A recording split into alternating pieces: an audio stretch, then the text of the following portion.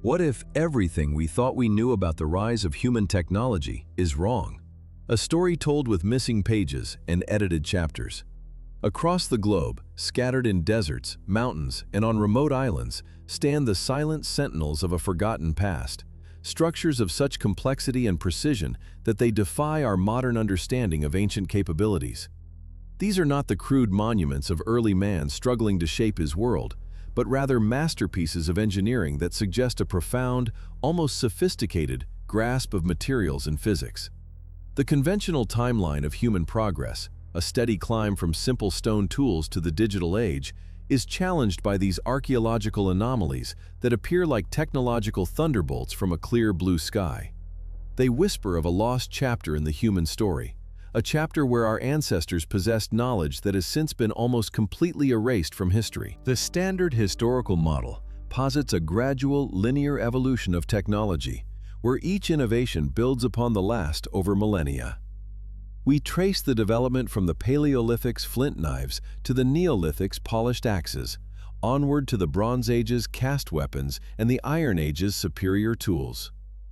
This framework is supported by a wealth of archaeological evidence and explains the rise and fall of great empires like Rome, whose engineering feats, from aqueducts to concrete, were the pinnacle of their era.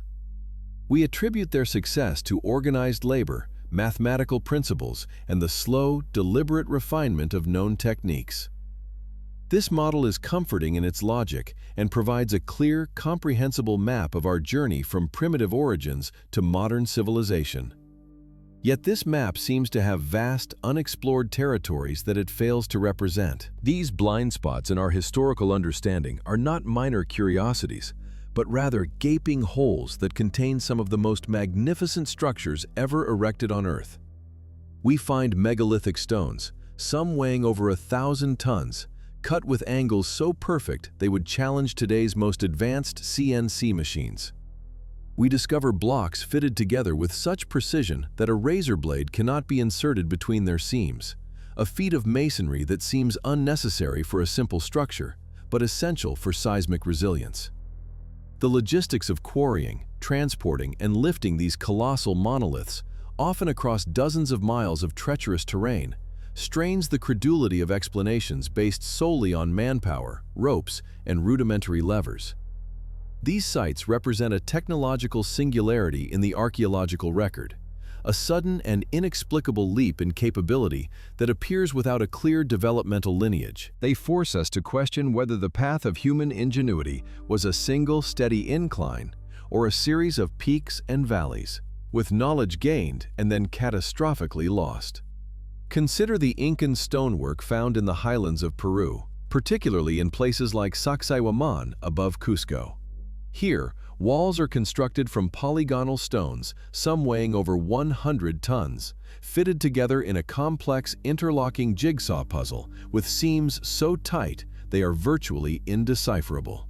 Modern engineers have calculated that moving even a single one of these stones using the largest trees available for rollers would require thousands of men, a logistical nightmare on the steep, mountainous terrain. Yet, the official narrative attributes this to a civilization with no known written language, no wheeled vehicles, and no iron tools for hard stone.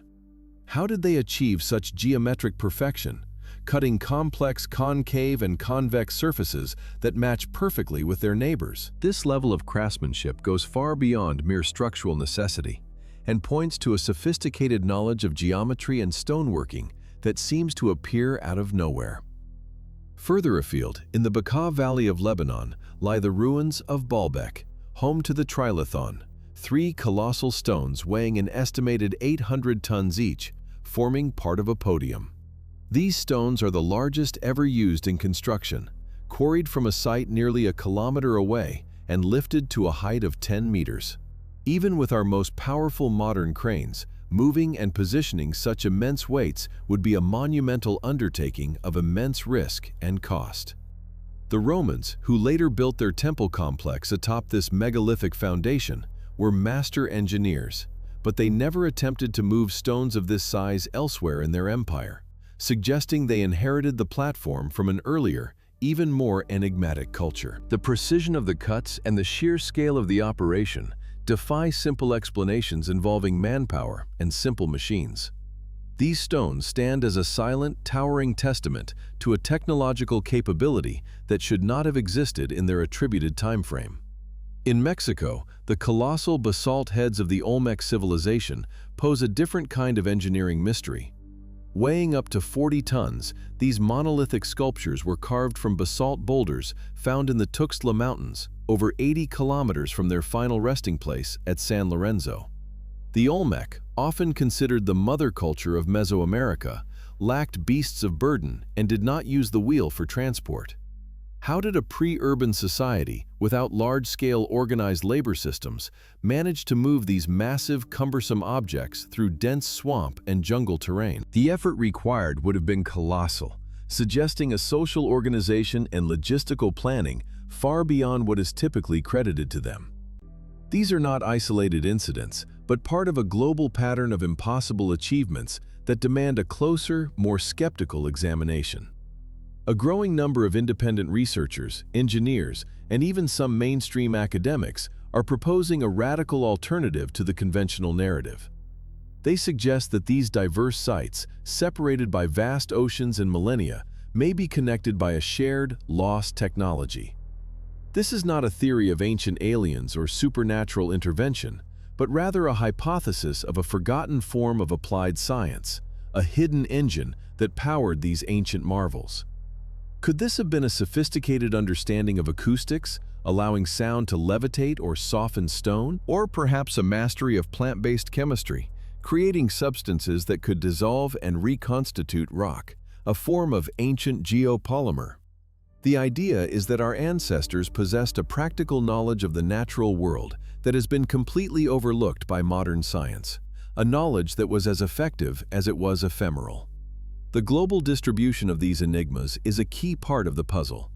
From the Andes in South America to the islands of Micronesia in the Pacific, and from the Giza Plateau in Egypt to the highlands of Ethiopia, the fingerprints of this potential lost technology are found. At many of these locations, local legends speak of the gods or a race of giants who taught humanity the secrets of working stone, often using sound or magical commands. While such myths are typically dismissed as folklore, their striking similarity across diverse, unconnected cultures raises intriguing questions. These stories may represent a fragmented cultural memory of a real, but now lost, technological system. The consistency of these myths, combined with the physical evidence on the ground, suggests a common origin or a shared inheritance of knowledge that predates known civilizations. The dating of these sites often adds another layer of complexity. Conventional archaeology places many of these structures within the timeline of known historical cultures, such as the Egyptians or the Incas. However, geological evidence and astronomical alignments at some sites suggest they may be far older, potentially predating these civilizations by thousands of years. The Sphinx enclosure at Giza, for example, shows clear patterns of water erosion that some geologists argue could only have occurred thousands of years before the pharaohs. If these sites are indeed older, it pushes back the timeline for advanced human achievement and raises the question of who the true builders were. It implies the existence of a ghost civilization, a precursor to recorded history whose technological torch was passed on, at least in part, to later cultures. At the heart of the enigma lies the nature of the workmanship itself. Modern microscopic analysis of tool marks on ancient hard stones like granite and diorite reveals patterns that are inconsistent with the slow grinding and pounding of copper or stone tools.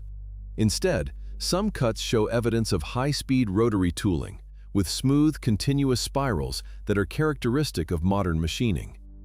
In other cases, drill holes in quartz show perfectly concentric grooves that would require immense pressure and a drill bit harder than quartz itself, a material not known to have been available to ancient cultures. These microscopic signatures are the forensic evidence of the crime, hinting at a level of technological sophistication that simply should not exist. The question is not whether ancient peoples were clever, but whether they were clever in ways we have not yet imagined. This has led some researchers to revisit and refine old theories, moving beyond the fringes and into the realm of experimental science.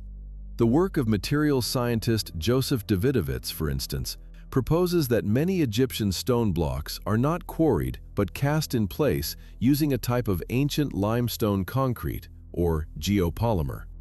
While this theory is controversial, it provides a plausible explanation for some of the massive blocks and their perfect fits. Other experiments have successfully demonstrated that sound frequencies can be used to levitate and move small objects. And while scaling this up to multi-ton stones is a massive leap, it proves the underlying principle is sound. These avenues of inquiry are crucial because they seek to find a physical, testable mechanism for the construction, moving the discussion from the realm of pure speculation into the realm of applied physics and chemistry. The implications of confirming the existence of a hidden engine or a lost ancient high technology would be profound, fundamentally rewriting our entire history. It would mean that civilization is not a linear, upward-facing curve, but a cyclical process, with peaks of knowledge followed by catastrophic collapses. It would suggest that the knowledge we pride ourselves on today is, in some ways, a rediscovery of what our distant ancestors already knew. This lost chapter would explain so many of the anomalies that plague our current understanding, from the precision engineering to the impossible logistics. It would reframe our ancestors not as primitive savages, but as the inheritors of a grand, forgotten legacy. A legacy we are only now beginning to decipher through the ruins they left behind. Ultimately, the enigma of ancient engineering is a testament to the limits of our modern arrogance. We assume that our current state of technology is the pinnacle of all human achievement, a unique and unprecedented moment in history. Yet the silent stones of these ancient sites stand in direct contradiction to that assumption, challenging us to think differently about our past. They are a puzzle box left by a forgotten time, and each piece we examine reveals more complexity and more questions. Our journey will take us to two of the most profound examples of this mystery, Puma Punku in Bolivia and Nan Madol in Micronesia, to search for the blueprint of this lost knowledge.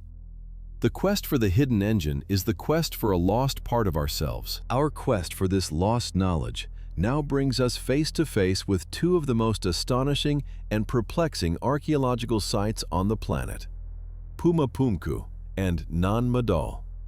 Separated by the vast expanse of the Pacific Ocean, these locations exist in worlds apart. One high in the thin air of the Andes Mountains, the other strewn across a coral atoll in the steamy tropics of Micronesia. Yet despite this immense geographical and cultural divide, they present a shared puzzle, a technological signature so advanced it challenges the very foundations of our historical timeline. This is the stone paradox, a mystery written in granite and basalt, demanding that we re-examine the capabilities of our ancient ancestors. To understand the potential existence of a hidden engine, we must first intimately understand the evidence these two sites present. Puma Punku, a name meaning the door of the puma, is a terraced platform mound situated near the more famous complex of Tiwanaku in Bolivia. At an altitude of nearly 4,000 meters, the air is thin and the landscape is stark, a high-altitude desert that seems an unlikely cradle for such sophisticated engineering. The site is a chaotic field of shattered stone blocks, composed primarily of red sandstone and incredibly hard, dark gray andesite. What makes this debris field so astonishing is that the fragments are not rough-hewn boulders, but precisely cut geometric shapes with perfectly flat faces, sharp internal angles, and intricate drill holes. Scattered across the ground are the famous H-blocks, massive andesite blocks with precisely cut grooves and indentations designed to interlock with one another in a complex, three-dimensional jigsaw puzzle. Modern engineers who have examined these stones are left baffled, noting that the cuts are so precise they appear to have been made by laser or CNC machines rather than primitive hand tools. The andesite is an exceptionally hard igneous rock, and creating perfectly straight, 90-degree grooves in it without fracturing the material is a feat that would challenge modern stonemasons with advanced power tools. Local Aymara legends speak of the site being built in a single night by the gods, who used magical sounds to command the stones to fly through the air and assemble themselves. While these myths are often dismissed, they persist for a reason, perhaps echoing a cultural memory of a construction technology so advanced it could only be described as magic. The question is not just how these stones were cut, but how they were quarried, transported, and assembled with such precision in an environment lacking trees for rollers and at an altitude that makes manual labor extraordinarily difficult. Half a world away, on the remote island of Pohnpei in the Federated States of Micronesia, lies an entirely different yet equally enigmatic ruin, the ghostly city of Nan Madol. Nan Madol is not a single structure, but a sprawling complex of over 90 artificial islets, constructed on a coral reef and interconnected by a network of canals. Often called the Venice of the Pacific, this city was once the ceremonial and political capital of the Saudeleur dynasty, which ruled the island from approximately 1200 to 1600 AD.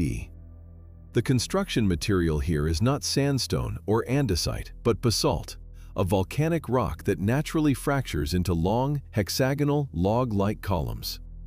It is estimated that over 750,000 metric tons of these black basalt pillars were used to build this megalithic complex, a staggering undertaking for a small island population.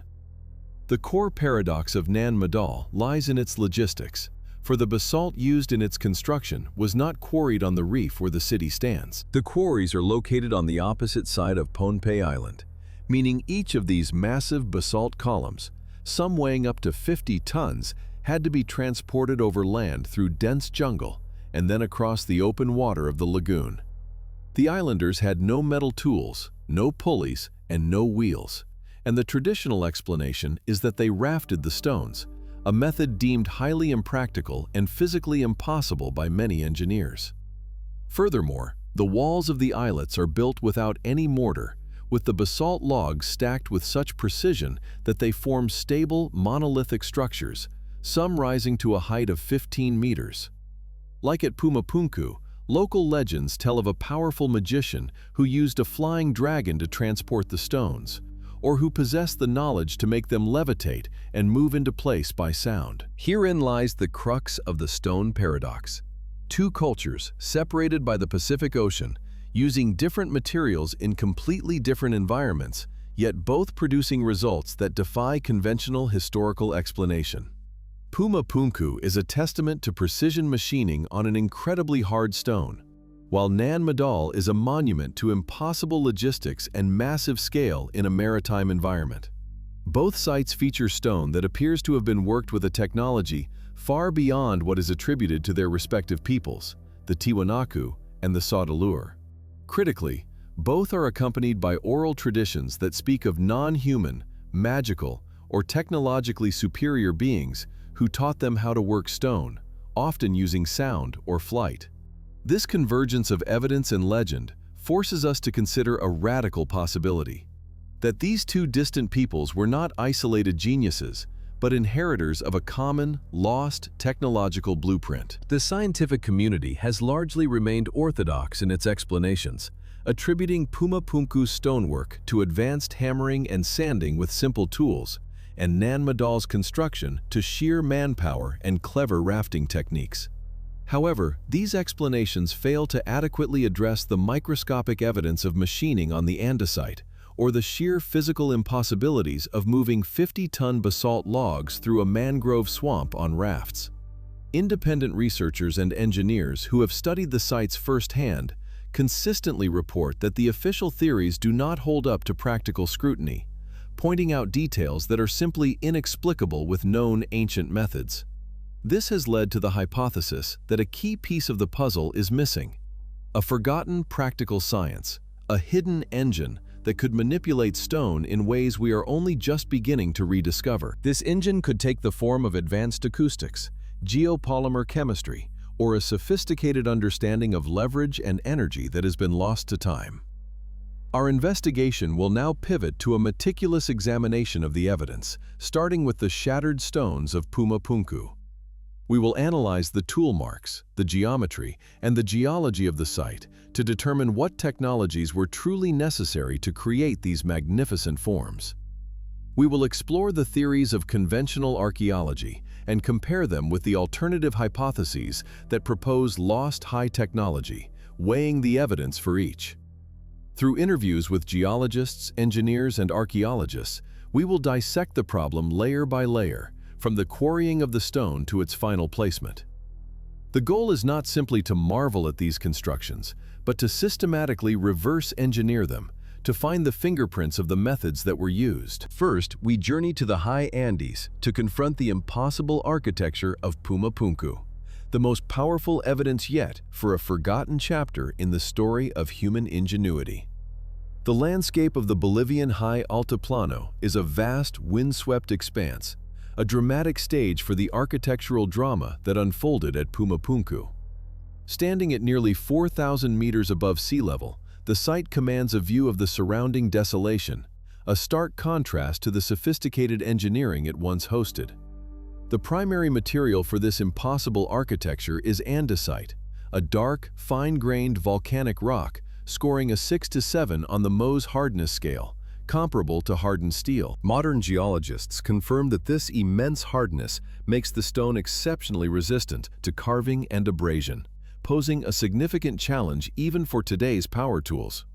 This fundamental fact immediately calls into question the conventional narrative of how these magnificent stones were shaped and assembled.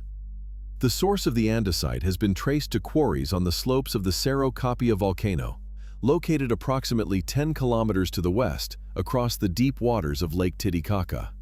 The task of extracting multi-ton blocks from this hard material using only stone hammers and simple tools would have been a monumental undertaking, requiring an almost unimaginable investment of time and labor. According to mainstream archaeology, the ancient builders used a technique of hammering with harder stones and then grinding the surfaces flat using sand and water as an abrasive. However, this slow and laborious method fails to explain the presence of complex, three-dimensional shapes and the microscopic precision evident on many of the blocks, suggesting a far more efficient and advanced cutting technology was employed. The most striking feature of the Puma Punku stones is their astonishing precision, a level of flatness and accuracy that seems to belong to the modern machine age. When a precision machinist's straight edge is placed against the surfaces of these andesite blocks, no light passes between them, indicating a flatness that is accurate to within a fraction of a millimeter.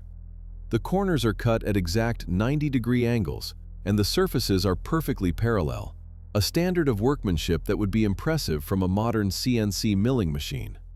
This perfection is not incidental, but appears to be a fundamental requirement of the design, implying a sophisticated understanding of geometry and its application in large-scale construction. Among the ruins, the iconic 8-shaped blocks stand as the ultimate testament to this advanced geometry, each one a complex interlocking component designed for a specific structural purpose. These massive blocks are not simply carved with straight lines, but feature precise grooves, channels, and recesses that would have allowed them to fit together with other blocks in a modular, self-aligning system. Creating identical, repeatable, complex shapes from such a hard and unforgiving material requires a degree of precision manufacturing that implies the use of templates and cutting tools far beyond the known capabilities of the Tiwanaku culture. Each H-block is a three-dimensional puzzle piece, engineered with a purpose that modern architects can only guess at. Further baffling researchers are the numerous drill holes found in various stones, some of which are perfectly circular, of uniform diameter, and drilled to significant depths. Microscopic analysis of these holes has revealed perfectly regular concentric grooves on the inside walls, which are indicative of a high-speed drill bit, not of a slow, tedious process of abrasive boring. Even more inexplicable are the sharp, internal 90-degree corners found in many of the carved recesses, as these are impossible to create with any kind of spinning tool, whether a drill or a saw blade. Such features require a linear cutting or abrading motion, suggesting a technological approach to stonework that is completely alien to our understanding of ancient civilizations. Leading engineers who have examined the site, such as Christopher Dunn, have concluded that the evidence points unequivocally to machine-based manufacturing. According to Dunn, the parallel lines visible on some surfaces are characteristic of saw cuts, while the spirals within the drill holes are consistent with the tool marks left by a modern drill press. These observations stand in direct opposition to the archaeological community's insistence on simple tools, a view that often dismisses such evidence as misinterpretation or the result of natural geological processes. The conflict between what engineers see on the stone and what archaeologists believe is possible represents one of the most significant impasses in modern archaeology, a chasm born from the impossible facts of Puma Punku. The logistical challenge of moving these gargantuan blocks from the quarry to the construction site presents a second, equally daunting paradox. The largest andesite blocks at Puma Punku are estimated to weigh over 100 tons, and they had to be transported across 10 kilometers of rugged terrain and the wide expanse of Lake Titicaca. The conventional explanation involves the use of large reed boats, a method that seems entirely inadequate for carrying such immense, heavy weights, which would surely swamp such vessels. On land, the high-altitude environment is largely devoid of the large, strong trees needed to make massive rollers, levers, or sledges, creating a logistical problem for which no satisfactory, conventional solution has ever been proposed. The original purpose of Puma Punku remains a profound mystery, though its connection to the nearby Tiwanaku complex suggests it held a paramount ceremonial or religious significance. Some theorists propose that the precision of the stonework was not merely for structural integrity, but was integral to the site's function, perhaps related to harnessing acoustic or geophysical energies.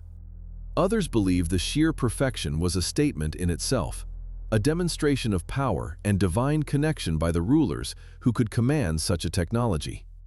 Without the original context, stripped bare by time and catastrophe, we are left to speculate on the function of this magnificent and alien-looking machine of stone. Today, Puma Punku lies in a state of chaotic ruin, a field of shattered giants that offers a unique, if tragic, opportunity for investigation. The official explanation for this destruction is a series of powerful earthquakes that occurred centuries ago, a plausible theory given the region's seismic activity.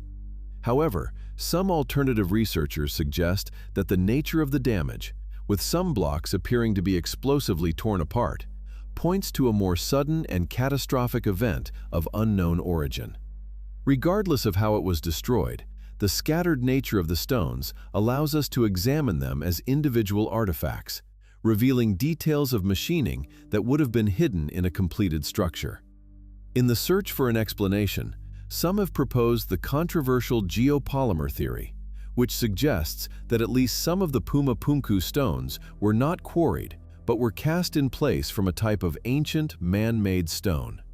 Proponents of this idea point to certain smooth, almost flowing surfaces on some blocks as evidence of a molded material. While this theory could potentially explain complex shapes, it struggles to account for the geologically authentic crystalline structure of the andesite and the clear evidence of cutting and drilling on the surfaces, making it an insufficient explanation for the site's most difficult features.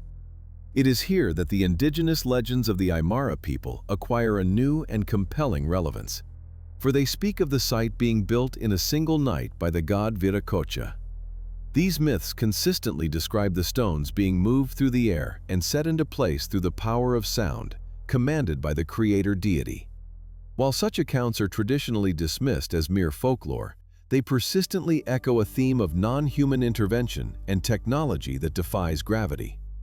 Could these stories be a cultural memory, a mythologized description of a lost technology based on acoustic resonance, or some form of anti-gravity that we have yet to rediscover? The Puma Punku problem, therefore, is not a single puzzle, but a cascade of interconnected impossibilities, from quarrying and cutting to transporting and assembling. Each step of the creation process presents a technological hurdle that appears insurmountable for a culture without metal tools, wheels, or pulleys. The convergence of so many inexplicable feats in one location demands a radical rethinking of our assumptions about the past. It suggests that the official narrative of human technological progress may be incomplete, missing a chapter of incredible achievement that was ultimately lost to time. The Tiwanaku culture, to whom Puma Punku is attributed, was undoubtedly advanced for its time, developing sophisticated agricultural techniques and a complex social structure. However, their known toolkit consists of bronze and copper tools, which are too soft to carve andesite effectively, alongside stone, wood, and bone implements. There is a profound and jarring disconnect between the documented capabilities of these people and the high-tech artifacts they left behind. This gap between the known and the impossible is the central enigma that haunts the ruins of Puma Punku and challenges the very foundations of pre-Columbian archaeology. The implications of accepting the evidence at face value are staggering, for it forces us to reconsider the linear model of human history as a slow, steady climb from primitive to advanced. Puma Punku suggests the possibility of a technological peak in the distant past, a level of mastery that was not sustained and was subsequently lost, perhaps through a global cataclysm. This view of history is not one of linear progression, but of cyclical peaks and troughs, where knowledge can be gained, flourish, and then vanish, leaving behind only silent stone monuments. This site, therefore, is more than just an archaeological curiosity. It could be a key to unlocking a forgotten epic of human potential. Having established the overwhelming evidence for impossible architecture at Puma Punku, our investigation must now sharpen its focus, moving from the macro scale of the ruins to the micro scale of the tool marks themselves. We will delve deeper into the specific machining evidence, analyzing the grooves, the drill holes, and the polished surfaces to reverse engineer the lost techniques. The fingerprints of the forgotten, hidden engine are etched into these stones, and by decoding them, we may finally begin to understand the true scope of ancient human ingenuity. The next phase of our journey is to confront the Puma Punku problem head-on, examining the machining that seems to exist beyond our understanding. To confront the Puma Punku problem head-on is to engage in a form of forensic archaeology, treating the shattered stones as a crime scene, where the victim is our understanding of the past. We must move beyond the awe of the overall complex and become detectives, examining the microscopic evidence etched into the andesite. These are not merely weathered surfaces, but are canvases that record the very tools and methods used in their creation. The fingerprints of a forgotten technology are waiting to be decoded, and they tell a story that fundamentally challenges the established historical narrative. Our first line of inquiry focuses on the impossibly precise grooves that appear on numerous blocks, channels that are perfectly straight, uniformly deep, and appear to be cut with a mechanical consistency that defies hand tools. According to modern engineers who have analyzed these features, the grooves exhibit characteristics of being made by a saw or lathe, not by the slow grinding process of an abrasive slurry. The edges of these cuts are sharp and clean, lacking the chipping and raggedness that would inevitably result from carving a hard volcanic rock like andesite with primitive implements. The parallel nature of some grooves, running side by side over significant distances, suggests a guided cutting tool, one with a stable platform and a consistent feed rate, hallmarks of machine-based technology. Even more compelling than the external grooves are the evidence found within the drilled holes, some of which penetrate several inches into the solid stone with perfect circularity. The definitive clue, however, lies not in the entrance, but within the bore itself, where microscopic examination has revealed perfectly uniform spiral grooves. These internal spirals are not random abrasions, but are identical to the tool marks left by a modern drill bit as it cuts into a material, a clear indicator of rotational motion and a steady downward pressure. The consistency of the spiral's pitch, or the distance between each groove, suggests a controlled drilling process, a feat that is simply impossible to replicate with a handheld bow drill and a sand abrasive.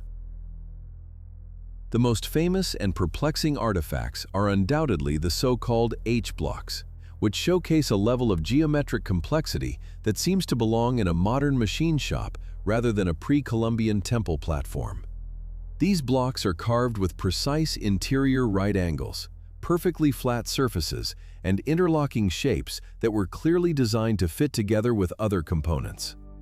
The creation of these internal 90-degree corners in such a hard stone is a significant challenge even for today's stonemasons, who typically use tungsten carbide or diamond-tipped tools. The precision is so exact that some researchers have suggested these blocks were not carved individually, but were manufactured as part of a standardized, interchangeable system, like components of a prefabricated structure.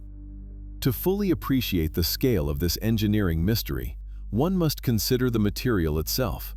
Andesite, a dense, igneous rock primarily composed of feldspar and pyroxene, with a Mohs hardness of approximately 6 to 7. This hardness makes the stone incredibly resistant to scratching and abrasion, which is why it was chosen, but it also makes it exceptionally difficult to work. The known tools of the Tiwanaku people, primarily bronze and copper awls and chisels, have a Mohs hardness of only 3 to 4, making them fundamentally incapable of effectively cutting, drilling, or shaping andesite. This creates a fundamental paradox between the documented capabilities of the builders and the physical evidence of their achievement. This clash of evidence has created a profound schism between independent engineers and mainstream archaeologists, a debate that highlights the core of the Puma Punku problem. Engineers, approaching the site from a practical, how would you make this perspective, see unequivocal evidence of advanced machining.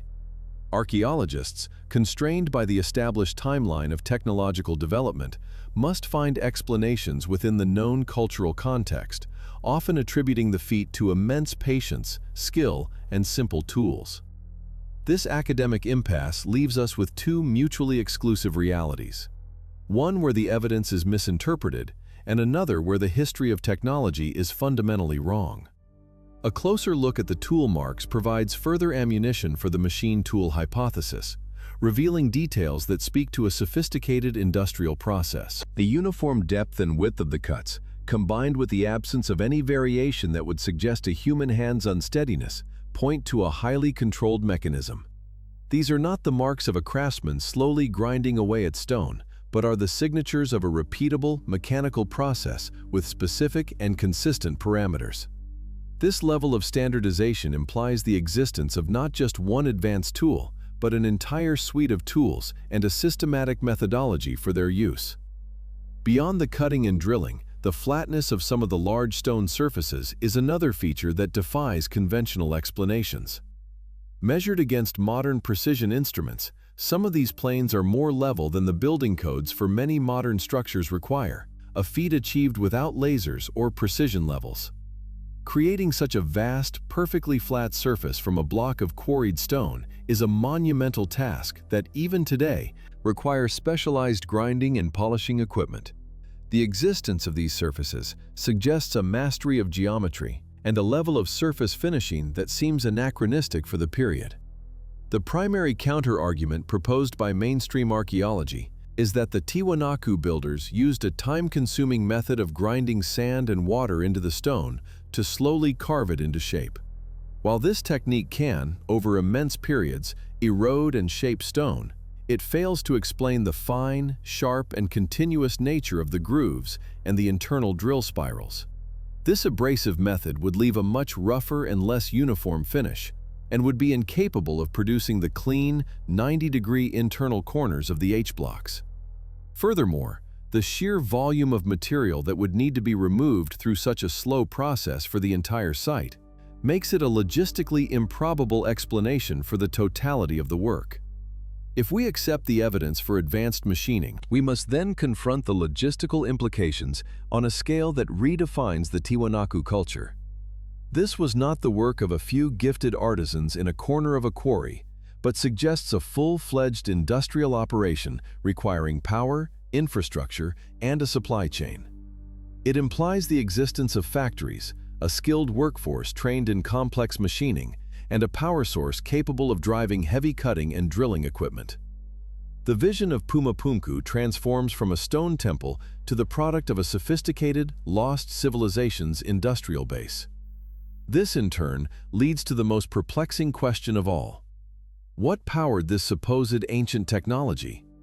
The high-altitude Bolivian plateau, near Lake Titicaca, is largely devoid of the large forests needed to fuel extensive fires or provide the massive amount of charcoal or wood required to power forges or steam engines. Animal power is insufficient for the high-speed rotational cutting evident in the drill holes. The absence of a viable conventional power source forces us to consider more exotic possibilities, including those found in the local myths and legends. It is at this juncture that the indigenous legends of the Aymara people, often dismissed by academics, regain a startling relevance in the context of engineering possibilities. These stories consistently speak of the god Viracocha and his attendants commanding the stones to move and shape themselves through the power of sound or music. The theory of acoustic levitation, once considered pure science fiction, has demonstrated in modern laboratories that intense, focused sound waves can indeed levitate and manipulate small objects. Could these ancient myths be a cultural memory of a real, lost technology that harnessed vibrational frequencies to cut and move stone with ease? Another proposed, though controversial solution, is that the builders of Puma Punku utilized a type of geopolymer technology, casting the complex stone shapes from a slurry of locally sourced materials. This theory could, in principle, explain the perfect angles and complex internal geometries of the blocks, as they would have been poured into molds. However, this hypothesis struggles to account for the clear physical evidence of cutting and drilling on the stone surfaces, and its authentic crystalline andesite structure. While it may solve the shaping problem, it introduces new complexities and fails to explain the tool marks that are central to the Puma Punku enigma. A further critical piece of the logistical puzzle, often overlooked, is the problem of waste material. The process of quarrying, cutting, and drilling hundreds of tons of stone would generate a massive amount of debris in the form of large chips, dust, and a slurry of abrasive particles. Yet, a comprehensive survey of the area around Puma Punku and its presumed quarries has failed to uncover the vast mounds of waste that such an industrial process would inevitably produce. This absence of debris is as mysterious as the precision of the surviving stones, and suggests a process that was perhaps incredibly clean and efficient, or a method that somehow dematerialized the stone, a concept that pushes the boundaries of our known physics. When all the forensic evidence is compiled, the impossibly precise grooves, the machine-made drill holes, the complex geometry, the hard nature of the stone, the lack of suitable tools, and the absence of waste, a coherent picture begins to emerge. The evidence points not to an isolated fluke or a single genius artisan, but to a standardized, repeatable, and sophisticated industrial process. The builders of Puma Punku were not simply stonemasons, they were technicians and engineers, operating with a level of knowledge and technology that we have only begun to regain in the last century. Viewing the stones of Puma Punku as prefabricated components of a larger machine provides a new lens through which to understand their purpose. The precision of the cuts was not merely for aesthetic or structural reasons, but was a functional requirement for a system of interchangeable parts designed for specific assembly. This implies a level of planning, design, and blueprinting that is far beyond what is typically attributed to cultures of that era. The site was less a place of worship and more a construction yard for a project whose ultimate function is now lost to us. Ultimately, the resistance to accepting the evidence for advanced machining at Puma Punku is not merely a matter of conflicting data, it is a profound psychological barrier for the entire field of archaeology. To accept that a pre-Columbian culture possessed a high technology is to dismantle the linear, evolutionary model of human history that has been the bedrock of the discipline for over a century. It suggests that history is not a simple ladder of progress, but may instead be a cycle of rise and fall, where great knowledge can be achieved and then almost completely erased, leaving behind only enigmatic monuments like Puma Punku as silent testimony to a forgotten chapter of civilization. Half a world away from the high-altitude deserts of Bolivia, another impossible monument rises from the waters of the Pacific Ocean, challenging our understanding of the past in a completely different context. On the remote island of Pohnpei in the Federated States of Micronesia lies the ruins of Nan Madol, a city often called the, quote, Nine. Yet unlike its Italian namesake, built on wooden pilings, this metropolis was constructed from colossal basalt columns, a feat of engineering that seems utterly out of place in its Stone Age setting. The very existence of Nan Madol, with its massive stone walls spanning over 100 artificial islets on a coral reef, forces a confrontation with a technological capability that should not exist. It stands as a second, independent piece of evidence, suggesting a lost chapter in the human story. A chapter written not in clay or papyrus, but in multi-ton stone. Nan Madol is not a single structure, but a sprawling ceremonial complex, a ghost city of canals and basalt islets covering an area of approximately 170 acres. Built between the 13th and 17th centuries CE, according to mainstream archaeological dating, it was the capital of the Saudeleur dynasty, a line of rulers who held absolute power over the island. The construction consists of over 100 artificial platforms built upon the reef, each islet serving a specific purpose, from royal residencies and mortuary complexes to food preparation areas and ceremonial centers. The sheer volume of material moved is staggering, with estimates suggesting that a total of 750,000 metric tons of black basalt were used in its creation. This is an engineering project of a scale comparable to the Great Pyramid of Giza, yet it was accomplished by a society with no metal tools, no pulleys, and no wheeled transport.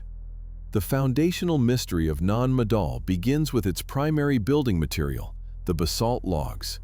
These are not cut blocks, but naturally formed hexagonal and pentagonal columns of volcanic rock, each weighing from several tons to, in some extreme cases, over 50 tons.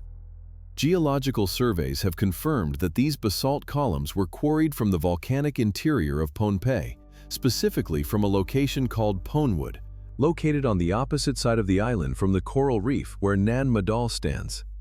This means that each multi-ton stone log had to be extracted from the earth, transported through dense jungle and over steep mountain ridges for several miles, and then somehow moved across the lagoon to its final position on the reef.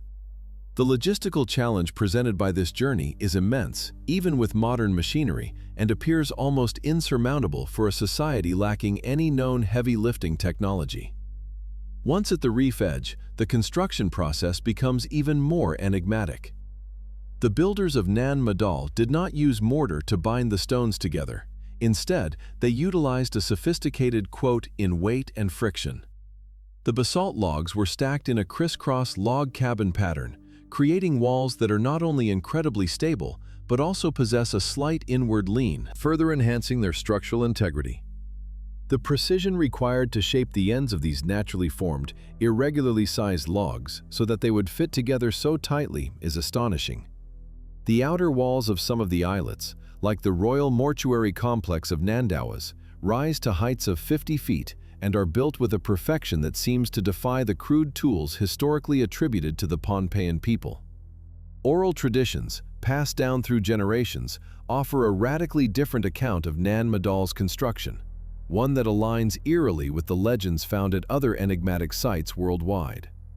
The legends speak of two powerful sorcerer brothers, Olosipa and Olosopa, who came from a distant land to establish a new religious center. According to these stories, they did not move the stones with brute force, but with a form of magic, often described as using the power of flight or levitation. The Pohnpeian myths specifically state that the massive basalt logs were flown through the air from the distant quarry to their positions on the reef, a process guided by incantations and the mystical dragon. These narratives, while dismissed by mainstream scholarship, persistently point towards a technology that is not mechanical, but based on principles of energy, sound, or vibration that we do not comprehend. The Saudeleur dynasty, the rulers who presided over Nan Madol, were known for their absolute and often tyrannical control over the island's population. It is plausible that such a monumental construction project was undertaken not just for ceremonial or defensive purposes, but as a powerful tool for social and political engineering. By creating an awe-inspiring, inaccessible capital that required immense resources and manpower to build, the Saudeleur chiefs solidified their divine right to rule. Nan Madol became the political and religious heart of the island, a place where the elite lived, worshipped, and were buried, separate from the commoners who toiled on the main island to support them. This separation of power was physically manifested by the water of the lagoon, making Nan Madol a literal island of authority. The purpose of the islets themselves adds another layer of complexity to the mystery. Archaeological investigations have identified specific functions for many of the platforms, such as Pinekering, the islet where the sacred eels were kept, or Dapahu, the site of the main kitchen. The most imposing structures, however, were the mortuary temples, like Nan Dawas, which housed the remains of the Saudeleur rulers. These tombs were enclosed within high, fortified walls, suggesting that even in death, the chiefs required protection. The need for such elaborate burial sites points to a complex system of ancestor worship and a belief in the continued power of the deceased rulers, a doctrine that would have been reinforced by the sheer scale and permanence of their stone-made necropolis. Perhaps the most profound parallel with Puma Punku lies in the conspicuous absence of debris. The process of shaping and fitting thousands of tons of basalt logs would have generated an enormous amount of waste in the form of broken rocks, chips, and dust. Yet the quarries on the other side of the island show clear signs of extraction, but the construction site of Nan Madol itself is remarkably clean. There are no vast piles of discarded stone fragments that one would expect from a long-term, large-scale building project using primitive hammer and chisel techniques. This lack of archaeological evidence for a conventional construction method is deeply troubling and strongly suggests that the builders employed a technique that was either incredibly efficient or fundamentally different from anything we have imagined. The eventual abandonment of Nan Madol around the year 1628 CE, according to oral history, adds a final, somber note to its enigma. The legends tell of an invading warrior from Khosrau named Isokalekal, who overthrew the last Saudeleur ruler, ending their dynasty. While this story provides a narrative for the political collapse, it does not explain why the city itself was abandoned, never to be reoccupied. Some researchers speculate that the ecological strain of supporting such a large, non-productive population became unsustainable, leading to societal collapse. Others believe the knowledge required to maintain the city, or perhaps the quote 11 that built it, was lost with the fall of its masters, leaving a monument that no one could use or replicate. The environmental context of Pohnpei makes the achievements at Nan Madol even more baffling. This is a tropical island covered in dense, wet jungle, terrain that is notoriously difficult for moving heavy objects. The Pohnpeians had no large domesticated animals like oxen or elephants to provide draft power. Furthermore, archaeological excavations have yielded no evidence of metal tools from the construction period, meaning all quarrying and shaping would have had to be done with stone or shell implements. Trying to cut, trim, and move a 20-ton basalt column with such rudimentary tools in a jungle environment seems not just difficult, but a practical impossibility. Modern scientific studies have only deepened the mystery rather than solving it. Carbon dating of organic materials found within the fill of the islets confirms the main period of construction, but it does not explain the quote 12. Geological analysis of the basalt sources has confirmed the origin of the stone, but cannot explain its transport. Attempts to replicate the movement of the columns using traditional methods, such as floating them on rafts or rolling them on logs, have proven largely impractical, especially for the largest stones, which would have sunk any conceivable raft. The scientific data validates the timeline and the materials, but leaves the central engineering problem as an open question. The very name, Nan Madol, translates to quote 13, a poetic reference to the intricate network of canals that crisscross the city. This water-filled foundation is not just an aesthetic feature, but the core of its structural concept. The entire city is built on a submerged coral reef, with the artificial islets acting as stone foundations rising from the shallow water. This unique construction would have required incredible knowledge of marine engineering and hydrology to ensure the stability of the structures against tides, currents, and storm surges. Building on an unstable, waterlogged substrate is an engineering feat that modern builders would approach with extreme caution and advanced technology. Could the unique properties of the basalt itself hold a clue to its transportation? Basalt is a dense volcanic rock, but the long columnar forms are not uniformly solid, and some possess a surprising degree of buoyancy when submerged in water. This has led to the theory that the ancient builders may have exploited this property, perhaps by lashing logs together to form stable rafts that could be towed across the lagoon. While this might solve the final leg of the journey, it still leaves the monumental problems of quarrying, shaping, and transporting the stones over the mountains completely unanswered. It is a partial solution to a much larger puzzle. As with Puma Punku, the evidence at Nan Madol points towards a highly organized, systematic, and technologically sophisticated process. This was not a random trial-and-error effort, but a massive, pre-planned project that required a central authority, a skilled workforce, and a standardized methodology. The consistent construction techniques across the islands suggest a single architectural vision executed over several generations. The level of social organization required to feed, house, and direct the thousands of workers needed for such a project would have been immense, indicating a societal complexity far beyond what is typically assumed for a Pacific Island culture during this period. When we step back and compare Nan Madol with Puma Punku, the similarities are as striking as the differences in their geography and culture. Both sites involve the manipulation of exceptionally hard stone on a megalithic scale. Both exhibit a level of precision and planning that seems anachronistic for their attributed time periods. Both are completely devoid of the archaeological debris that should accompany conventional construction methods. And most provocatively, both are surrounded by local legends that speak not of ropes and ramps, but of gods, magic, and the effortless movement of stone through the air or by sound. These parallel anomalies, separated by thousands of miles of ocean and distinct cultural histories, demand a radical reevaluation of our past. To dismiss them as isolated flukes or to force them into a conventional historical framework requires ignoring the most compelling evidence at each site.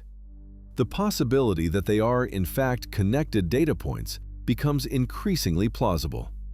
Could they be the last surviving fingerprints of a global, quote, 14, a lost form of technology or knowledge that was shared in some distant epoch among disparate cultures around the world? The implications of such a connection are profound, suggesting that the rise of civilization was not a localized phenomenon, but a global one, connected by a thread of advanced knowledge that has since been severed. Nan Madol and Puma Punku may represent two very different applications of the same underlying principles of physics or engineering. One site is an inland, high-altitude precision factory, while the other is a sprawling aquatic ceremonial capital. Yet both seem to operate on a scale of technological sophistication that defies the official narrative. They are two sides of the same impossible coin. The legend of Olosipa and Olosopa, the magician brothers who flew the stones, therefore takes on a new and urgent significance. Are these merely primitive myths created to explain the inexplicable? Or are they fragmented cultural memories of a real and powerful technology? Perhaps the quote 15 was, in fact, a masterful understanding of acoustic frequencies that could neutralize gravity, or a method of harnessing geothermal energies. As we prepare to delve deeper into the theories of this quote 16, we must ask if these ancient stories are the only user manuals we have left for a forgotten science, preserved not in text, but in the enduring myths of a people who once walked amidst the floating basalt kingdom of Nan Madol. The logistical challenge of constructing Nan Madol is so staggering that it forces the mind to seek explanations beyond conventional historical narratives.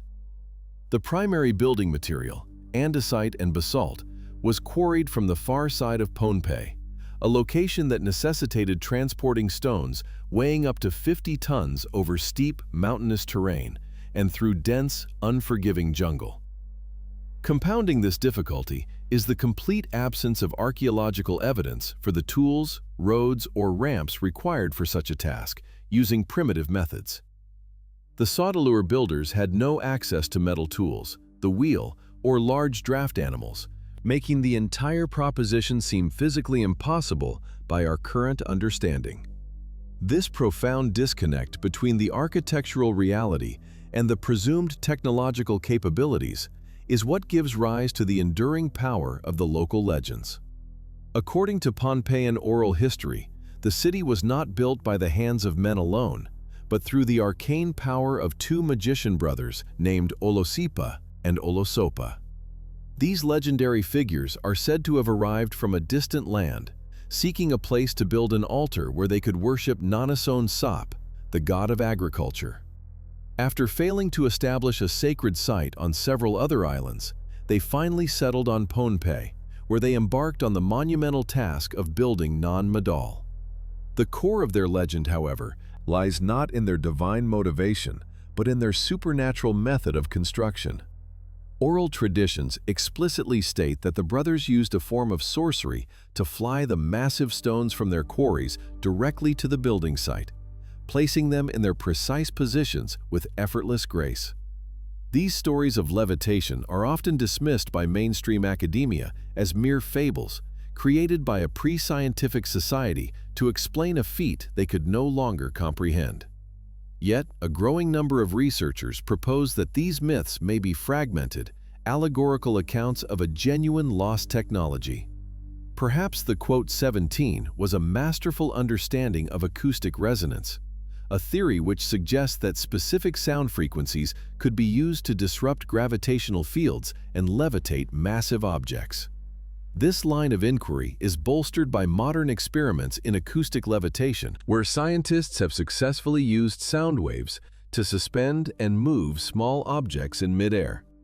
While scaling this technology to lift 50-ton basalt columns remains a colossal leap, it provides a tantalizing theoretical framework for what the ancients might have possessed. The journey of a single basalt column from the Sokez rock quarry to its final resting place in the canals of Nan Madol represents a series of logistical nightmares. First, the stone had to be painstakingly extracted from the bedrock using only stone or shell tools, a process that would have taken an immense amount of time and labor for a single piece. Then, it would need to be transported down the mountain slopes, a task where rolling on logs would be nearly impossible due to the sheer weight and the uneven, muddy jungle floor.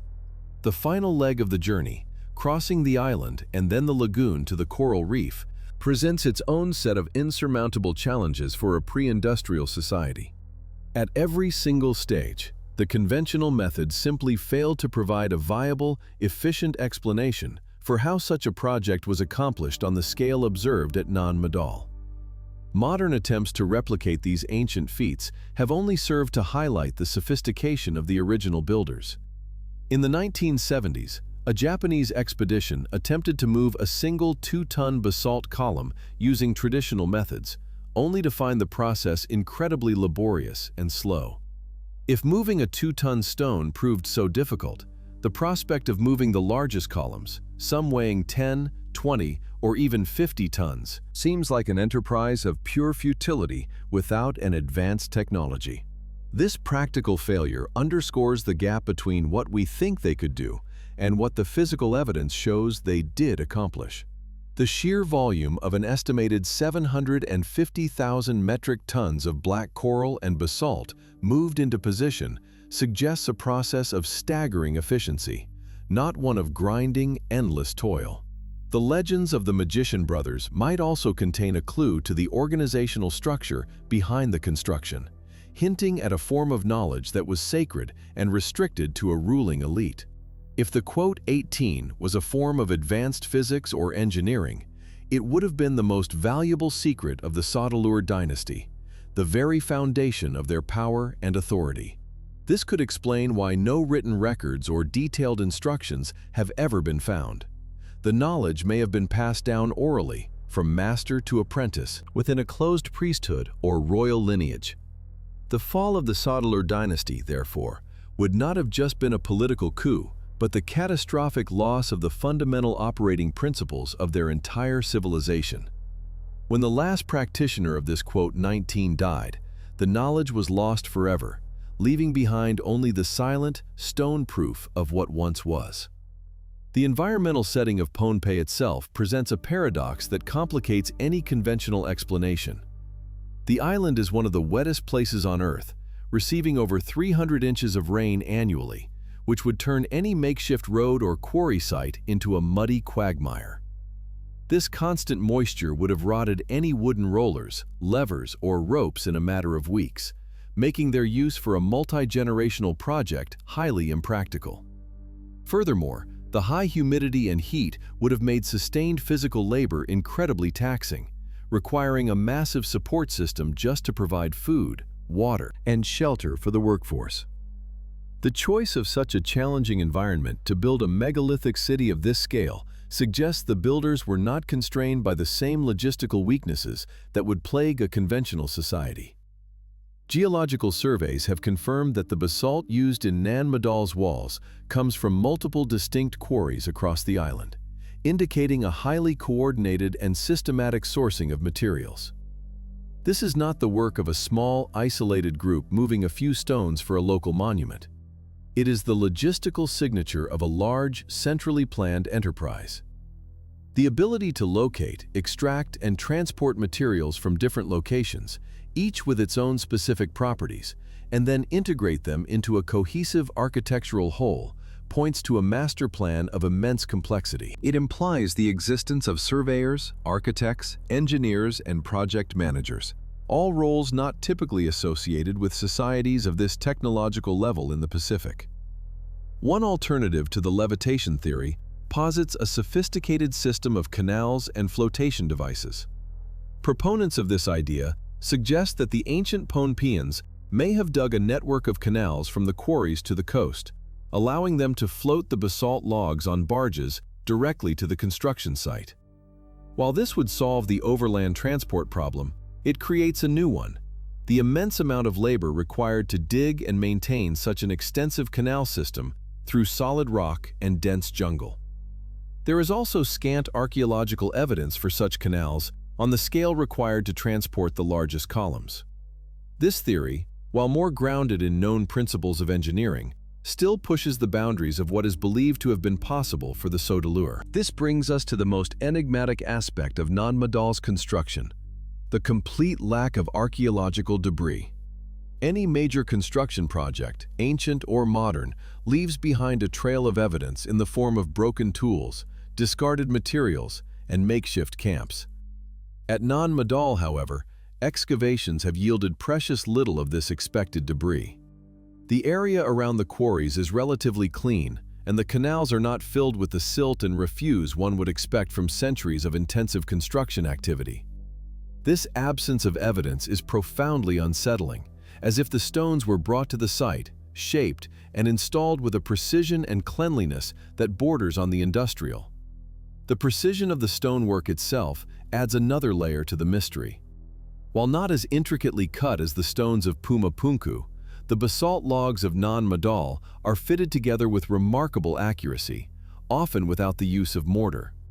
The corners are squared off, the surfaces are relatively flat, and the interlocking design of the walls provides immense structural stability. Achieving this level of finish on incredibly hard basalt using only stone tools would have been a monumental achievement. The ability to consistently produce thousands of these finished building blocks suggests a standardized, almost assembly line production process, which is a concept far ahead of its time in this part of the world. Ultimately, the story of Nan Madol's construction is a story of two conflicting narratives.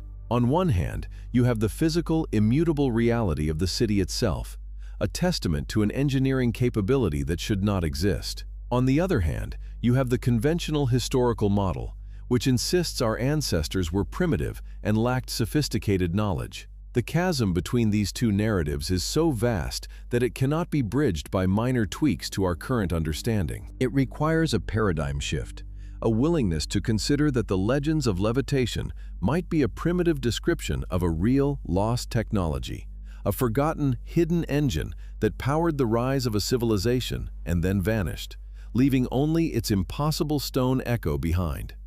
The existence of this hidden engine at two vastly separate locations, high in the Andes and on a remote Pacific atoll, forces a profound question upon us.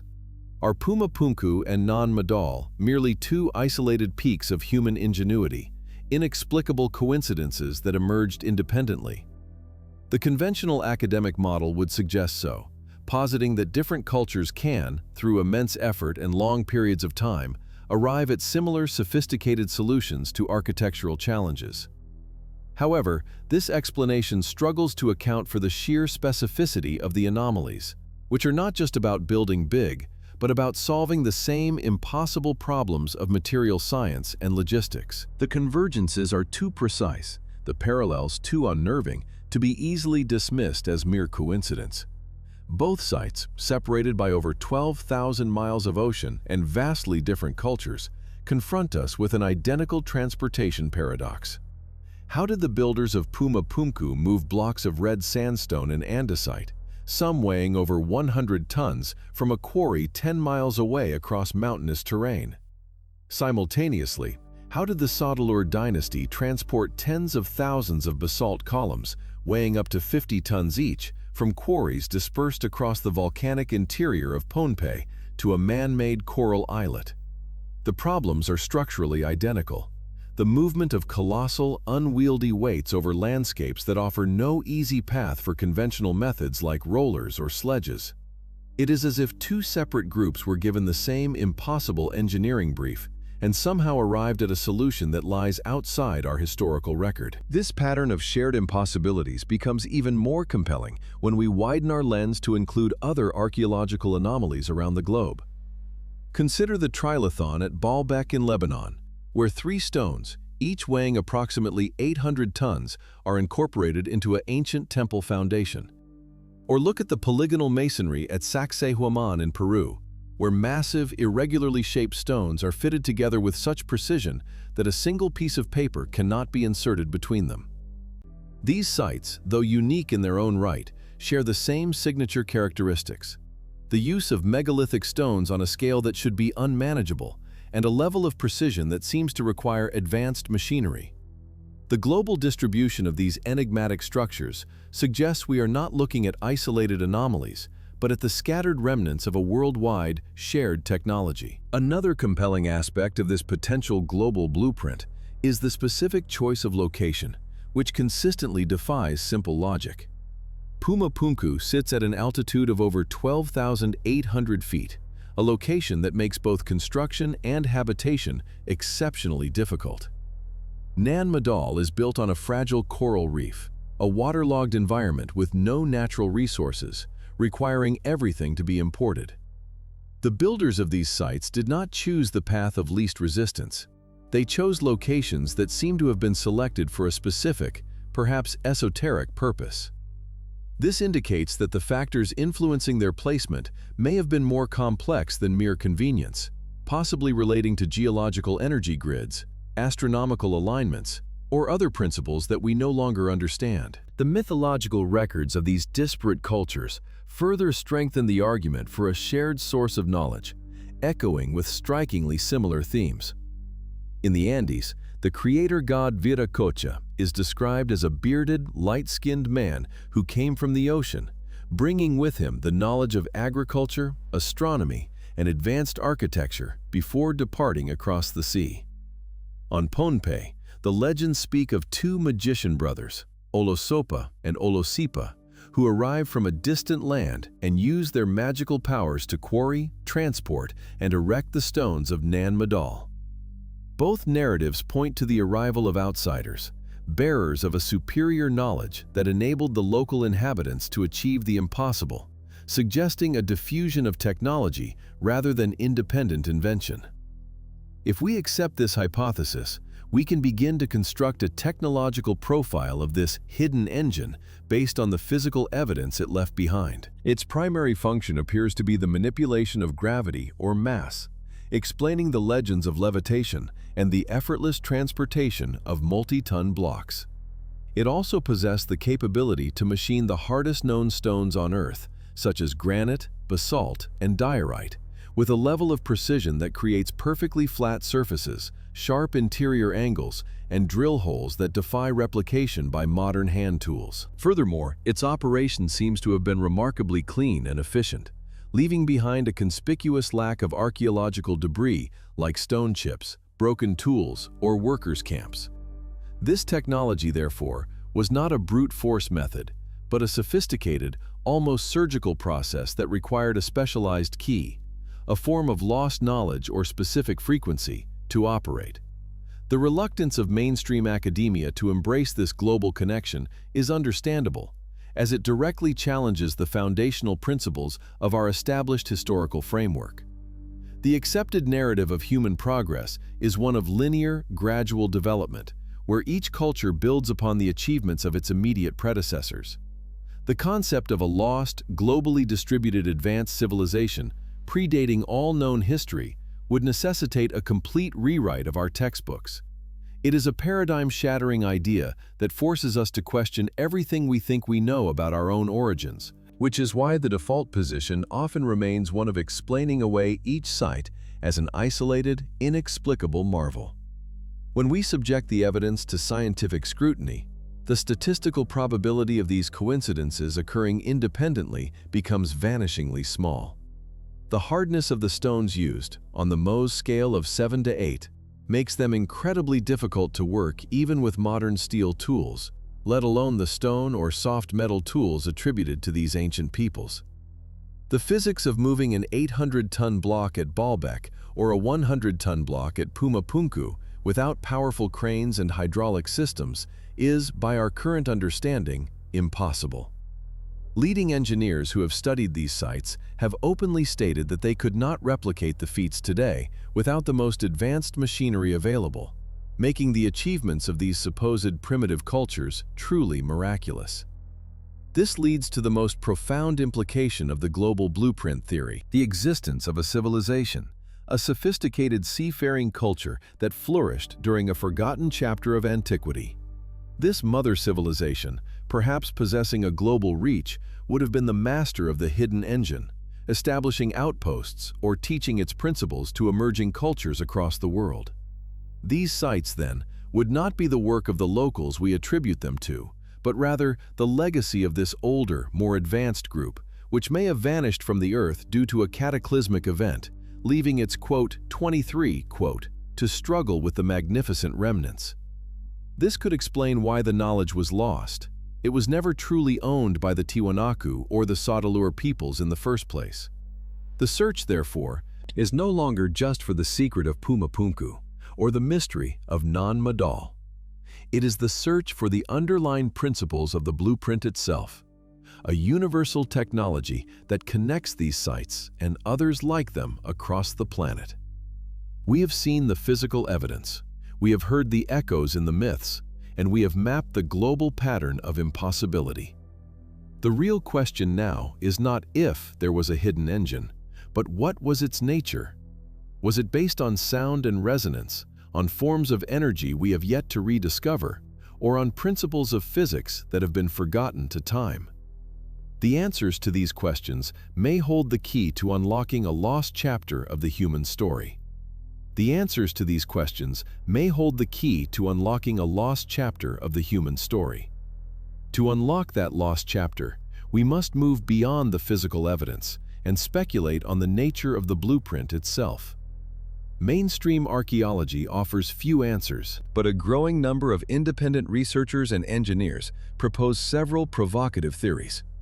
These hypotheses, while varying in their mechanics, all suggest a technology that operated on principles of physics that we have either forgotten or have yet to officially discover. The theories converge on three primary possibilities: the manipulation of sound, the harnessing of planetary energy, or the application of a form of lost knowledge rooted in consciousness. One of the most enduring and compelling theories is that of acoustic levitation, the idea that sound itself can be used to manipulate massive objects. The principle is rooted in the physics of resonance, where a specific frequency can cause an object to vibrate so intensely that it effectively loses its connection with gravity. This concept is not mere fantasy. It is echoed in numerous ancient traditions, most notably in the legends of Tibetan monks who use drums and trumpets to move massive boulders into place for the construction of mountain monasteries. Contemporary science has successfully demonstrated acoustic levitation on a small scale, lifting and suspending lightweight materials like polystyrene beads using precisely targeted sound waves. The crucial question is whether this principle could be scaled up to lift 100-ton blocks of andesite, a feat that would require an energy source and a level of acoustic sophistication far beyond our current capabilities. Proponents of the sonic theory point to the precise, almost machine-like cuts at Puma Punku as evidence of vibrational cutting rather than brute force. Instead of grinding or chipping away at diorite, one of the hardest stones on Earth, a specific resonant frequency could cause the material's crystalline structure to dissociate along a perfectly clean line. This method would be incredibly clean, producing no stone chips or dust, which aligns perfectly with the conspicuous absence of quarry debris at both Puma Punku and the basalt source for Nan Madol. The creation of perfect 90-degree interior corners and drilled holes with perfectly smooth walls becomes more plausible when viewed as the result of a focused sonic drill rather than a primitive hand tool. In this model, the hidden engine was a system of sound generators, perhaps large tuning forks or trumpets, capable of producing the exact frequencies needed to shape and move stone. A second and equally radical line of inquiry proposes that the builders were not generating power themselves, but were tapping into a natural planetary energy source. This theory suggests that the Earth is crisscrossed by an invisible grid of energy lines, a concept known to ancient cultures as ley lines or dragon paths, and that the megalithic sites were intentionally built at the nexus points of these grids. This would elegantly explain the illogical locations of sites like Puma Punku and Nan Madol, which were chosen not for their resources or convenience, but for their energetic properties, much like we build power plants today at geothermal hotspots or on powerful rivers.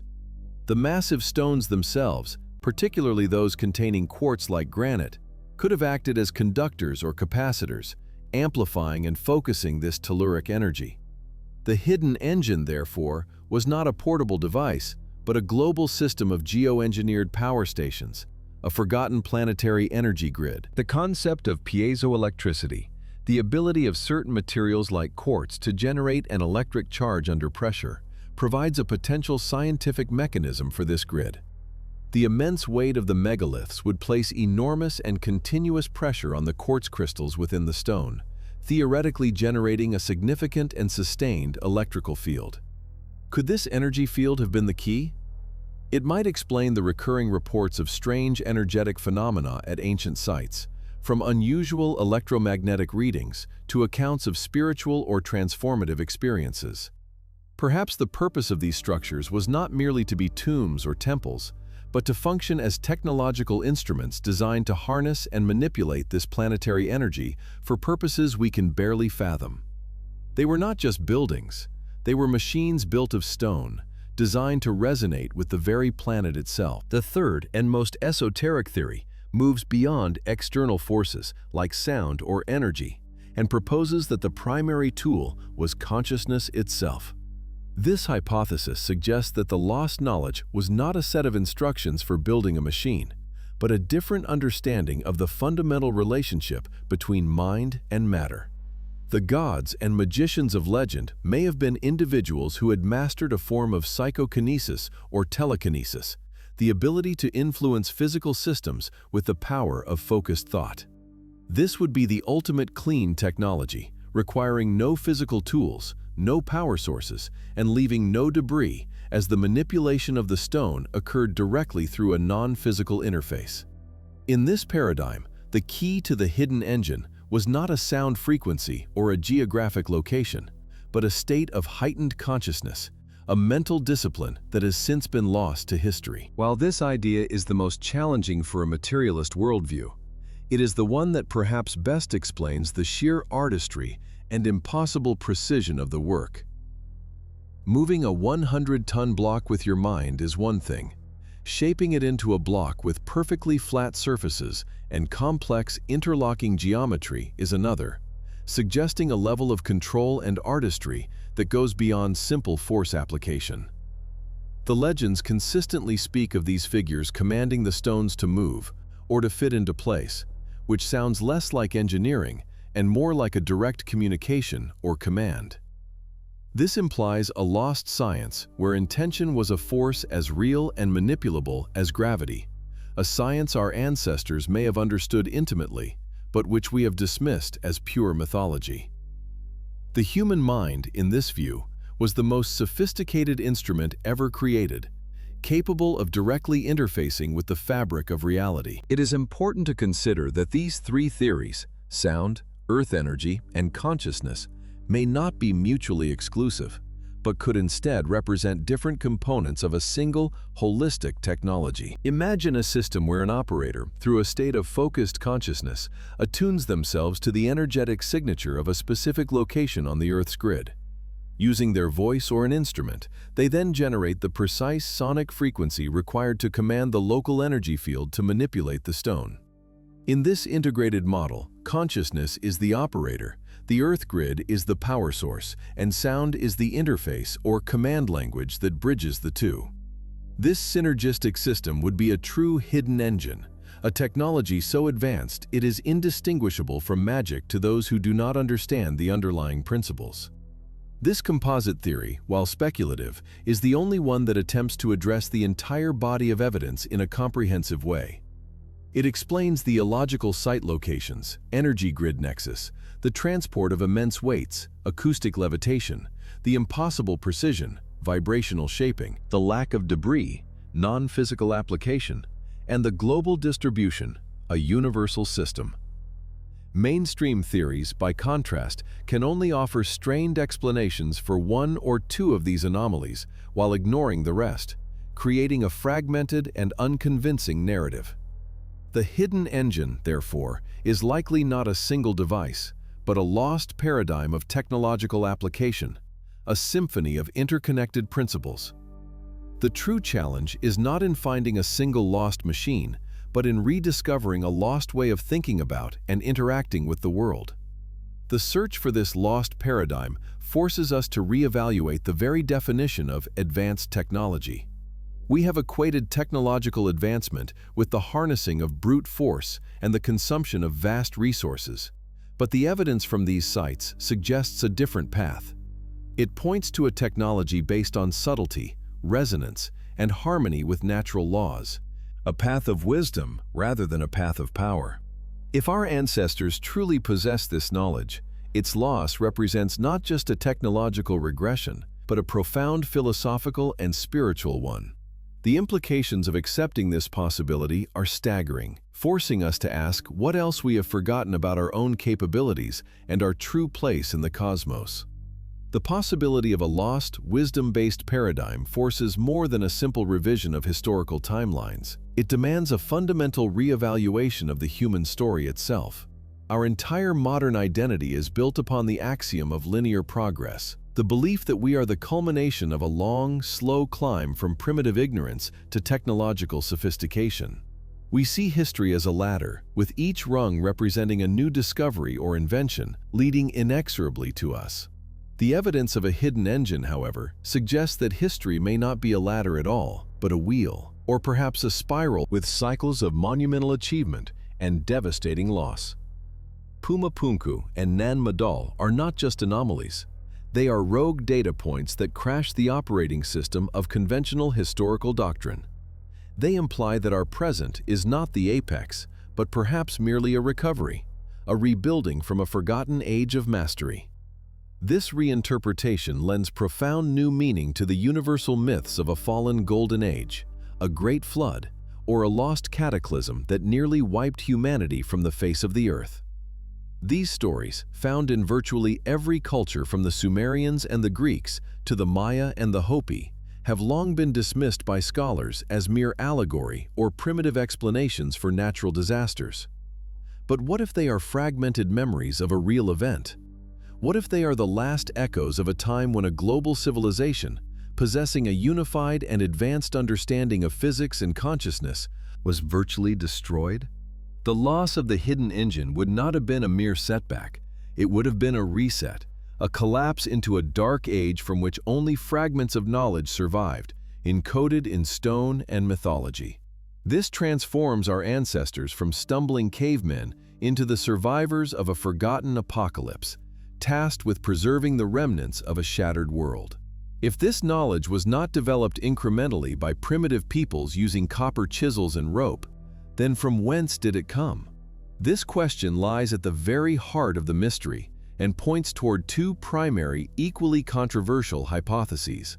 The first suggests a predecessor civilization, a lost culture like Plato's Atlantis, which achieved a high level of technological sophistication during the last ice age and was destroyed in a global catastrophe around 12,000 years ago. This would explain the seemingly global reach of the knowledge, as the survivors of this advanced culture would have dispersed across the globe, bringing their expertise with them and attempting to re-establish pockets of their former world, leaving behind enigmatic megaliths as their signature. The sheer consistency of the building techniques, from Egypt to Peru to the Pacific Islands, lends credence to the idea of a shared, inherited source rather than simultaneous, independent invention. The second, more radical interpretation takes the ancient legends quite literally, suggesting that this knowledge came from outside. The persistent myths of sky gods, beings from the heavens, or teachers from the stars are a global phenomenon.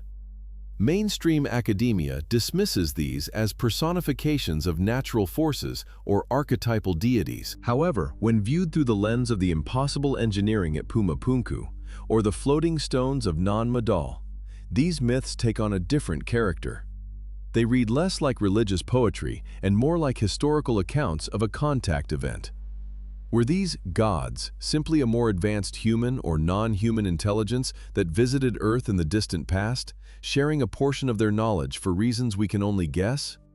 This theory, often associated with the ancient astronaut hypothesis, provides a direct explanation for the sudden, inexplicable appearance of godlike technological capabilities, but it remains a profound challenge to our understanding of our place in the universe. Perhaps the most profound implication, however, lies in the forced reconciliation of science and spirituality, two realms we have spent 500 years painstakingly pulling apart. The theory that consciousness could directly influence the fabric of matter is the very definition of magic. Yet it is hinted at by the anomalous evidence left in the stone. This suggests that the ancients operated on a unified scientific model, one that did not separate the observer from the observed. For them, a temple was not just a place of worship. It was a place where the laws of heaven and earth intersected, where the human mind could plug into the cosmic grid. The recurring reports of powerful energies, altered states of consciousness, and strange physical phenomena at these sites, from the Giza Plateau to the jungles of Peru, may not be superstition. They may be the residual operational signature of a technology that unified physics with metaphysics. In this lost paradigm, a shaman and an engineer might have been one and the same person. The chants and rituals performed at a site like Nan Madol would not have been empty religious pageantry. They would have been the precise scientific protocols required to operate the hidden engine. The gods they were contacting may not have been external deities, but the latent, intelligent energies of the planet itself, accessed through a combination of mental focus, geographic location, and sonic resonance.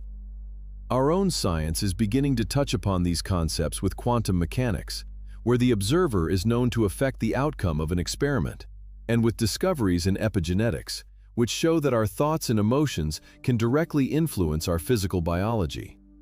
The ruins of the ancient world may be holding up a mirror, showing us a future path where science and spirit reunite to unlock potentials we have long forgotten. As a global civilization teetering on the brink of ecological and social catastrophe, the message embedded in these ruins is arguably more urgent than ever before. Our technological path is one of brute force, extraction, and consumption, a model that is fundamentally unsustainable and is rapidly leading to our own potential collapse. We burn fossil fuels, pollute our oceans, and create mountains of non-biodegradable waste, all in the name of progress. The hidden engine represents a different path, a technology of subtlety, harmony, and integration with natural systems. It is a technology that leaves no trace, that uses no fuel, and that builds in partnership with the planet rather than in opposition to it. The existence of such a path in our past serves as both a beacon of hope and a profound warning. We must consider what future archaeologists, 10,000 years from now, will find of our own great civilization. They will not find the pristine, geometrically perfect stones of Puma Punku. Instead, they will excavate our landfills and find the indestructible remnants of our disposable culture. Plastic bottles, microchips, and twisted steel. They will uncover the toxic legacy of our chemical and nuclear industries and wonder what kind of self-destructive species could have created such a mess. Our greatest achievements, our digital networks and our gleaming towers, are ephemeral, destined to decay into a confusing layer of rubble in the geological strata. The silent stones of Nan Madol, however, may still stand, a timeless testament to a way of building that was in harmony with eternity. Ultimately, the implications of accepting the reality of the hidden engine are a dismantling of the story we tell ourselves about who we are. We are not the first, nor necessarily the greatest, to walk this earth. We are the inheritors of a legacy we have forgotten, living in the ruins of a world we do not understand. The true tragedy is not that this knowledge was lost, but that we have been taught to believe it never existed. We have been conditioned to see the past as a primitive prelude to our own glorious present, a narrative that blinds us to the evidence and robs us of a deeper, more profound sense of our own potential. The stones are waiting, and the questions they pose are not about the past, but about our future. The stones are waiting, and the questions they pose are not about the past, but about our future. A future we are building on a foundation of digital sand and fleeting information. Our legacy will not be one of monolithic endurance, but of ephemeral data, a civilization defined by its fragility. A single coronal mass ejection could erase the majority of what we consider our cultural and scientific achievement in an instant. The ancient builders, in contrast, sought permanence through a synergy with the fundamental laws of the cosmos, a language understood by the earth itself. Theirs was a message written in a medium that would survive not merely centuries, but geological epochs, a testament to a different kind of progress. What we have forgotten is not merely a set of techniques, but an entire worldview, a paradigm in which humanity and nature were not adversaries, but partners. This forgetting may not have been the result of a sudden cataclysm, but a slow, attritional decay of understanding, like a language losing its speakers. As the generations passed after the potential collapse of this global system, the practical know-how eroded first, leaving behind only the rituals and the monumental structures. The original scientific purpose behind the chants and alignments was lost, and the protocols were maintained as empty tradition, the birth of religion as a performance without its operating instructions. We are left with the ghost of the science, its mythology, and the profound, unanswered questions of its physical remains. Modern research into fields like cymatics, the study of visible sound and vibration, offers a tantalizing glimpse into what this lost science might have entailed. Experiments have demonstrated that specific audio frequencies, when passed through a plate or a membrane, can organize sand, powder, or liquid into incredibly complex and stable geometric patterns. These patterns often bear an uncanny resemblance to the intricate geometric motifs found in ancient art and architecture. Could it be that the legendary songs used to move stones were not mere metaphors, but literal descriptions of a sonic technology? Perhaps the impossible H-blocks of Puma Punku were not carved with tools, but were solidified sand, their forms dictated by precise sonic frequencies that organized the crystalline structure of the rock itself. This theory gains further traction when one considers the specific geographic locations of these enigmatic sites, which are rarely random.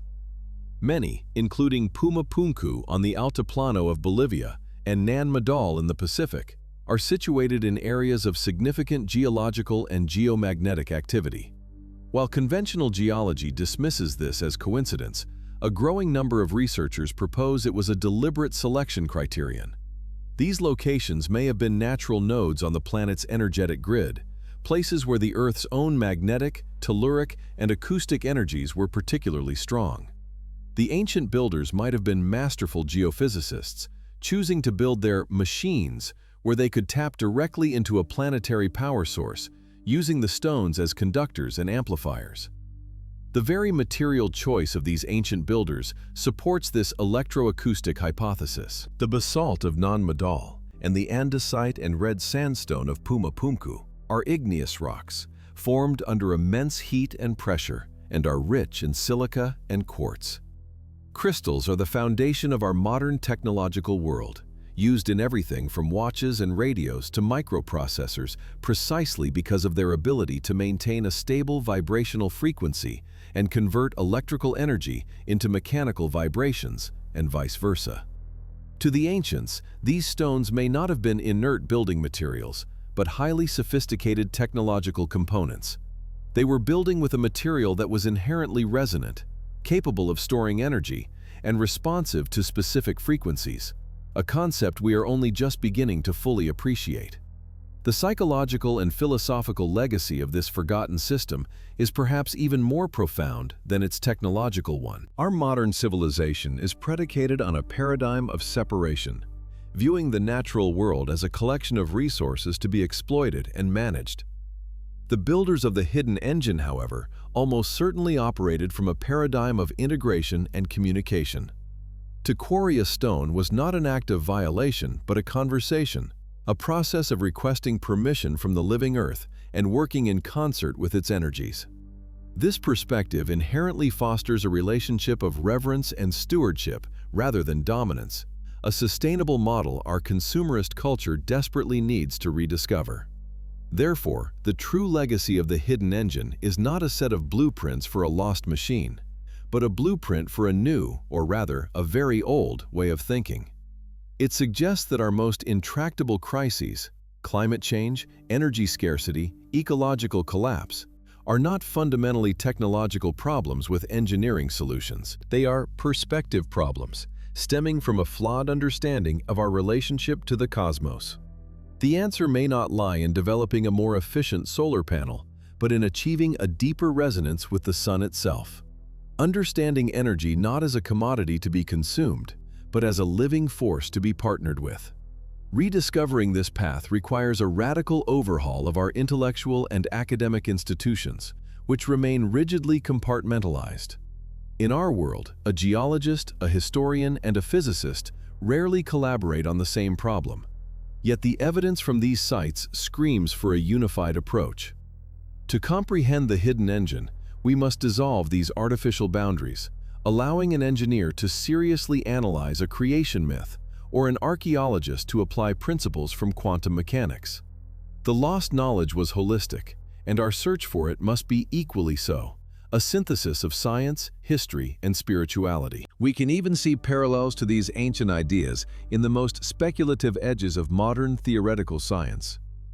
The concept of the noosphere, a sphere of human thought enveloping the Earth, proposed by thinkers like Vladimir Vernadsky and Pierre Teilhard de Chardin, finds echoes in the idea of a global energy grid. Our brains operate via complex electrical and chemical signals, essentially functioning as biological transceivers. Is it so inconceivable that ancient structures, built from resonant crystals and aligned to celestial cycles, were designed to act as massive antennae, interfacing with this field of global consciousness?